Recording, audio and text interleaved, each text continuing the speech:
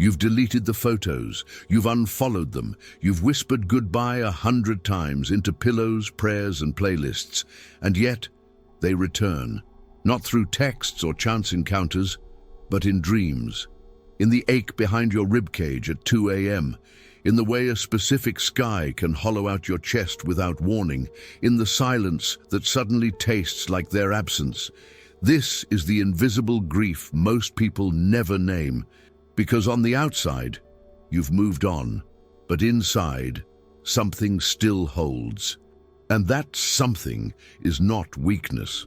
It's the soul remembering in symbols what the ego tried to bury in logic.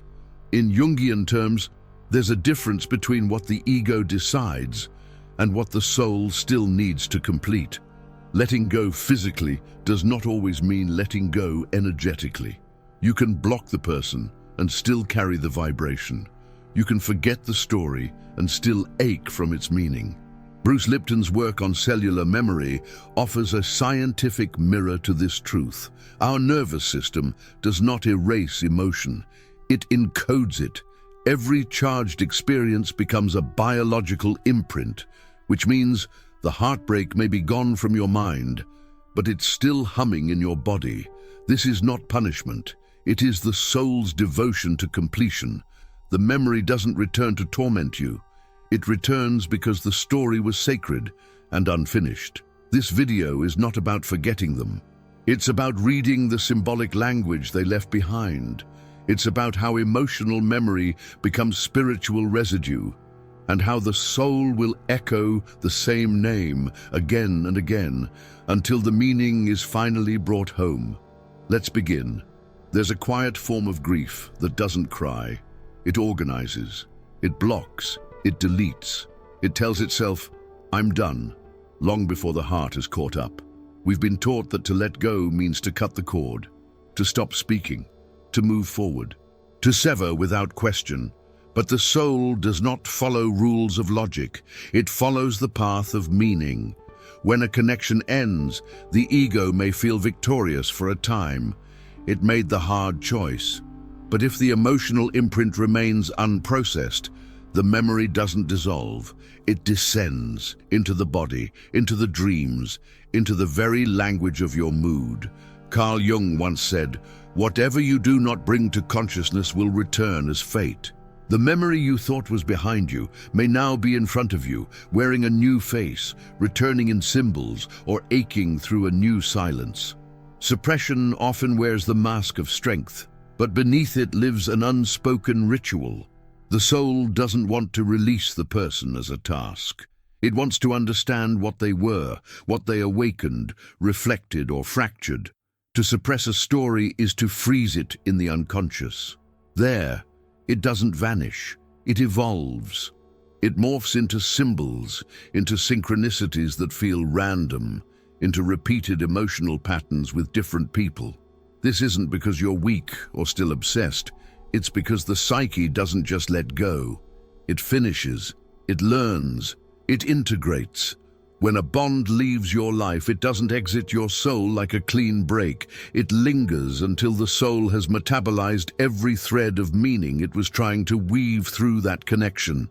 What aches inside you isn't the person. It's the part of the story that never got to speak. And what we silence becomes sacred in its persistence. Letting go is not the end. It's the invitation to return one final time. Not to the person, but to the mirror they held up, so you can retrieve the piece of yourself that got left behind. There is a loneliness that doesn't come from being alone. It comes from trying to replace a bond your soul has not yet understood. In spiritual circles, there's a quiet pressure masked as positivity.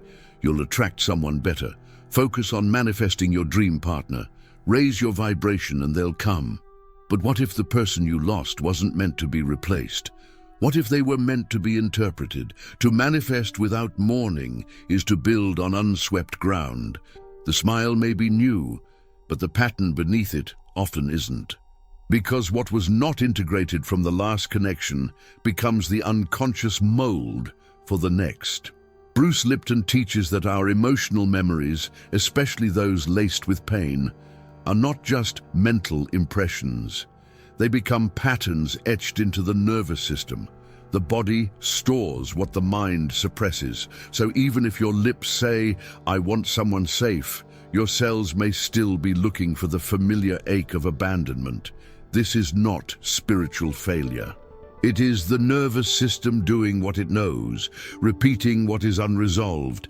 Jung might say, the one who hurt you still lives inside as a psychic template, waiting not for replacement, but for recognition. It is not enough to visualize love. One must grieve the blueprint left behind. You can imagine the new, but if the soul has not completed its conversation with the old, the future will echo the past, not out of fate, but out of familiarity. This is why a new relationship can feel like a sequel to one you swore you'd never repeat. Because soul memory doesn't obey intention, it obeys integration. The person you lost was not just a partner. They were a mirror of an emotional script still running beneath your awareness. Until that mirror is examined, not shattered, you may find yourself manifesting not what you truly desire, but what you secretly remember. Shifting your future is not about forcing a new dream. It is about listening to the residue of the old one, the dream that didn't come true because it wasn't yet complete. Some bonds do not survive time, but they survive us. Not because the person was unforgettable, but because the part of ourselves we met through them still waits to be claimed. Not every soul tie is about the one who held your hand. Some are about the version of you that emerged in their presence, raw, unguarded, undone. There are people who don't teach us love. They teach us who we are when we love, and this difference matters, because what you miss might not be them. It might be the courage you felt when your heart opened that wide, or the longing that made you feel ancient and young all at once, or the voice that finally said what it had been trying to say for years. Jung would say they carried an archetype, a symbolic key that unlocked something buried. Perhaps they awakened your capacity for grief. Perhaps they were the mirror that let you see your need for truth, your ache for union, or your fear of being fully seen. In this sense, they were not the destination. They were the trigger, the one who lit the fuse of your own becoming. Sometimes what the soul holds on to is not the person at all. It's the incomplete transformation they initiated, the part of your inner life that began to rise in their presence, but never found ground when they left. This is why memory lingers long after logic says it shouldn't, because the feeling was never only about them, it was about the way your soul stretched, cracked, reached. And until that inner expansion is honored, the body will ache not from loss, but from interruption. They didn't awaken love, they awakened you, and it is that version of you your soul is still trying to find. There are sensations that do not belong to the present moment, but arrive as if they do. A name overheard, a line from a song, a scent you weren't expecting, and suddenly your body remembers before your mind does. It's not always memory. Sometimes it's residue, emotional, energetic, sacred. What hasn't been spoken doesn't vanish. It echoes, and when there's no space to feel, the body becomes the vessel of feeling. You may think it's anxiety, you may think it's weakness, but it could be a soul fragment returning home. Jung taught that what we repress returns in symbolic form, not to disturb, but to complete. When a memory is silenced too quickly, it shapeshifts. It shows up in dreams, in random tears, in sudden aches that carry no visible cause. But these are not symptoms. They are signals, not always of longing, but of unfinished knowing. To ignore them is to disconnect not from the past, but from the symbolic language of the soul. What lingers in the chest is not always grief for someone else. It may be the echo of a version of you that emerged in their presence and was never fully welcomed back. The spiritual path is not one of constant forward motion. It is often circular. The past returns not to trap us, but to ask, will you listen now to what was once unbearable? That tightness in the chest, that inexplicable dream, that sudden feeling of being watched by a memory, these are not signs of obsession. They are invitations to reverence. They are the soul's way of completing a conversation the mind was too young, too frightened, or too rushed to hear. And when that conversation is finally allowed to unfold, the sensations don't need to speak so loudly anymore. Not because they've disappeared, but because they've been understood. There are days when you feel fine, clear, light, untouched, and then, without warning, you hear their name or pass a place you once stood together, and something collapses quietly in your body. It's not your heart going backwards, it's your nervous system remembering. Bruce Lipton reminds us that the body records emotion through biochemical patterns. This means that even when your thoughts say, "I've let go," your cells may still be holding the story. The nervous system is not logical. It does not know time. It only knows intensity. What flooded you, what touched you deeply, what frightened or awakened you beyond language. So when your chest tightens at a memory or your breath shortens when you think of them, it's not weakness. It's the body replaying a moment that meant something sacred, even if it ended in pain. Jung spoke often of the somatic unconscious, the way our emotions live not only in symbols and dreams, but in the body itself. The nervous system keeps a kind of diary written in sensation. You may not want them back. You may no longer love them, but your system hasn't caught up. Because the emotional climax you experienced with them was recorded in the most ancient part of you, the part that responds faster than thought. This is not something to silence, it is something to witness. Like a child left behind during a storm, your nervous system only wants to know, is it safe now? Has the story truly ended? Or is there still something I need to feel before I can let it go? These questions live not in words, but in breath, in how your shoulders rest, in the speed of your heartbeat when their memory passes through. The healing then is not in forgetting, but in gently re-teaching the body that it survived, that it is here, that it can exhale now. There is a certain kind of dream that doesn't feel like a dream. It arrives quietly, but stays with you long after morning, not because it was romantic or terrifying or strange, but because it felt real in a way waking life rarely does. And in that dream, they were there, not always speaking, not always touching, sometimes just standing, watching, leaving, returning. You may try to explain it away. It's just memory, you say. It's just longing. But the soul does not speak in logic. It speaks in symbols. Carl Jung saw dreams not as fantasies, but as sacred compensations, the psyche's way of restoring balance, especially when the conscious self is too proud, too hurt, or too afraid to listen. So when someone appears in your dreams long after they've left your life, it doesn't mean you should go back. It doesn't mean they miss you. It may mean a part of you is still knocking, the part they once carried, the part that hasn't yet found another way home. In dreams, we are not haunted by people. We are visited by pieces of our soul dressed in familiar forms. They may come bearing a message, a question, or simply to remind you there's something inside that still breathes their name. Bruce Lipton's work reminds us that the subconscious governs more than 90% of our waking behavior, and dreams are the subconscious in its most honest costume.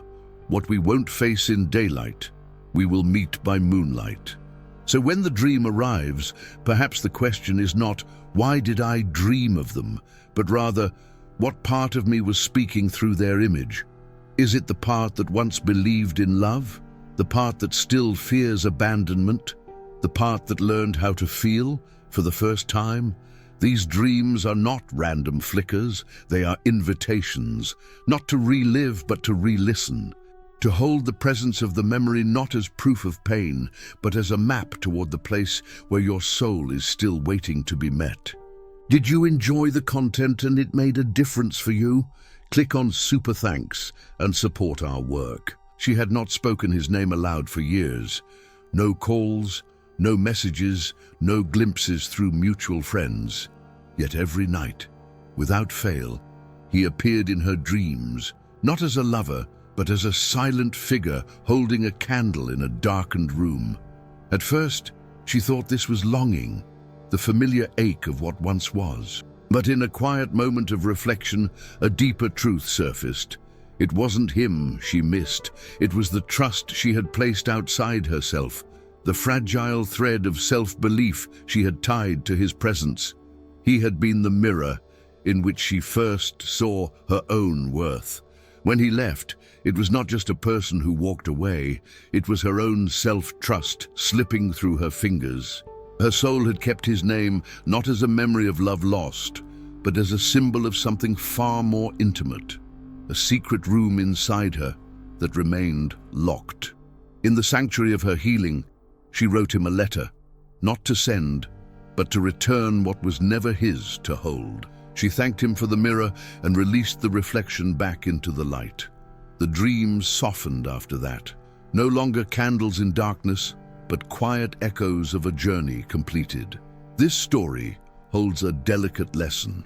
Sometimes the person we think we cannot forget is less a ghost of the past and more a symbol of the self we have yet to reclaim. The soul keeps these secret rooms, not to imprison, but to protect what is waiting to be born again. There is a persistence to memory that can feel like a curse. Why does the echo remain? Why does their name still stir the quiet corners of your being? The soul does not cling to the person. It clings to the meaning, the unspoken story that still seeks completion. Carl Jung reminded us that the unconscious repeats what remains unknown until it is made conscious. Bruce Lipton's work shows how these patterns settle deep within our biology, turning belief into body and story into cellular habit. So the question is not why you still feel them, but what part of you is still theirs. Letting go is never about erasing the past. It is about bringing what was unconscious into the light of awareness. The memory does not hold you back. It holds a clue. It is a secret map of your becoming. There is an old alchemical truth here. You cannot destroy what has formed the shape of your soul. You can only transform it, turn lead into gold, pain into wisdom, absence into presence. This is the heart of spiritual maturity. No longer asking how to stop thinking of them, but learning what part of yourself still carries their imprint. When this recognition blooms, the memory stops haunting. It begins to teach. What once felt like a chain becomes a key, a sacred symbol calling you back to the wholeness that was always waiting to be reclaimed. Letting go is not forgetting. It is the alchemy of transmuting meaning into integration. The soul keeps the memory not as a chain, but as a key. The invitation is to stop forcing detachment and to begin listening symbolically. What lingers inside may no longer be them, but the part of you they awakened. To release the person is to reclaim the symbol. Jung wrote, "Until you make the unconscious conscious, it will direct your life and you will call it fate." Bruce Lipton showed that our beliefs are written into our biology. So if someone still lingers in memory, they are not only in your thoughts, they may be inscribed in your body as a sacred reminder of what you still need to love into wholeness.